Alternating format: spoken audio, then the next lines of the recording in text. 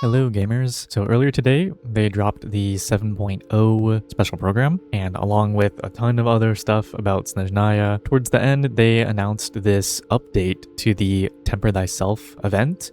This is the event where you get to pick a free constellation of one of these characters. They're adding a bunch of Fontaine characters, actually, or characters released during this Fontaine period. And I thought it would be nice to go over some of these constellations, right? Which characters should you kind of be looking out for that have these really good early C1s, C2s, where you can really benefit from this update to the event. I also just want to come in here really quickly and say I appreciate all the support on my last video, my Arlecchino agenda post video. I wasn't really expecting it to garner that much attention, so it was just really surprising and really nice to see all the people who left nice comments and whatnot. But yeah, anyways, these are some recently buffed constellations to look out for. Obviously, we have the new additions that also are getting Stellar Conduct or Stellar Swirl buffs, being Wriothesley and Mizuki. Mizuki's C1 and C2 are quite good in these Stellar Conduct teams. It's a lot of text. I'll put it on the screen, but I'm not going to read all of it. All you need to know is that both the C1 and the C2 are quite good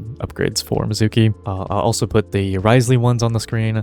I think for Stellar Conduct specifically, the Wriothesley C1 isn't anything crazy, but the C2 is massive. If you have Wriothesley C1 already, which I think if you were a Wriothesley main back in the day, his C1 was good. So a lot of Wriothesley players probably already have his C1. His C2 is insane for Stellar Conduct. And then of course I included here on the list characters that aren't new additions, right? They've been on the event already, but they still got buffs recently due to Stellar Conduct. So like Yai C1 is one that is highly sought after lately due to Sandrone's release. I think Yai C1 is going to be pretty relevant until we have, you know, some Snezhnayan 5-star counterpart that sort of replaces her. We don't have any information about that yet.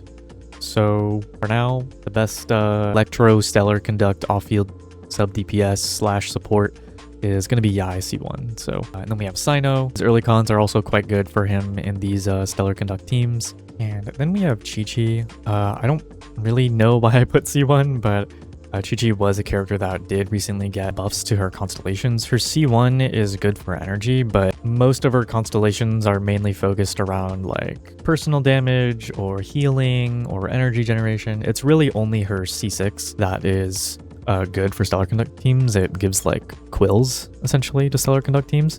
So yeah, just kind of ignore the fact that I put C1 here. And over here I put some characters that have recently benefited from the Hexarai secret right buffs. I mean, it's been, you know, a little bit since they've introduced the Hexarai buffs, but there's still constellations that you should be looking out for if you didn't pick any of them yet. I think Mona is a great option. A lot of her early cons are great. C1, C2, and C4 are particularly very good. Anything after that is a little bit more niche. C5 is like kind of useless, and C6 is meant for like DPS Mona. I personally really like her C3 as well, because that just saves you some resources on leveling the burst talent to level 10. You only have to level it up to effectively level 7. So, and then we have Klee. Klee early cons are relatively good. C1, C2. I didn't put C2 here, but I think her C2 is good as well. And the same with Albedo, of course. All these characters benefited from Hex buffs relatively recently, so worth taking a look at them if you haven't picked them yet. And so now we're revisiting the new additions again with some characters that have some decent early cons that might be buffed in the future. Might be a little bit of speculation, a little bit of copium, but fun to speculate on nonetheless, right? So I put Clarand here, C1, C2, both decent constellations. And being an Electro character, there is, you know, the possibility that she ends up getting some Stellar Conduct buffs in the future. So that is why I put Clarand here. I put Emily here as well, C1, C2, both decent constellations for her. You know, we did hear in the past about Rhymegrass possibly being introduced in Snezhnaya. We're not really hearing about it that much anymore, but not completely out of the realm of possibility, right?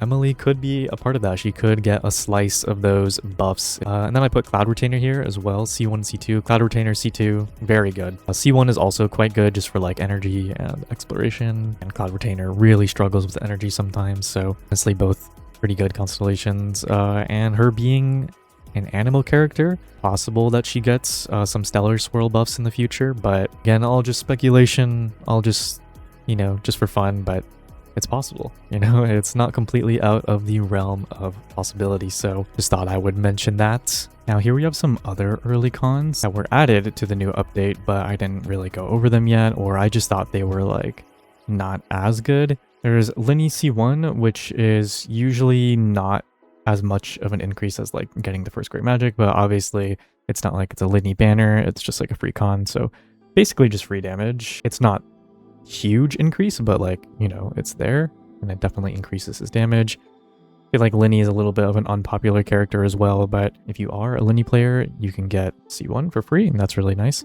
There's Sigewinne here as well. I think also relatively unpopular character, but both Sigewinne's C1 and C2 can be good depending on the situation. If you're going for Sigewinne personal damage, C1 is really good. If you're going for like more supportive, the Hydro Red Shred on C2 is really good. And then here I put Chiori and Navia both specifically at C2, because how I view Navia and Chiori now is if you're still using them and you're like updating and using their best team and stuff like that, you're probably using a Lunar Crystallize team, if I had to guess. And if that's the case, Lunar Crystallize counts as a construct, which basically makes Chiori's C1 kind of useless. I mean, you still get like an AoE increase, I think, but in terms of damage, the C1 won't do anything if you're using her in a Lunar Crystallized team, but I still put C2 because C2 will increase her damage. And Navia's C1 is more of like a quality of life thing, but it's like kind of trying to solve a problem that doesn't really exist on Navia in the first place, so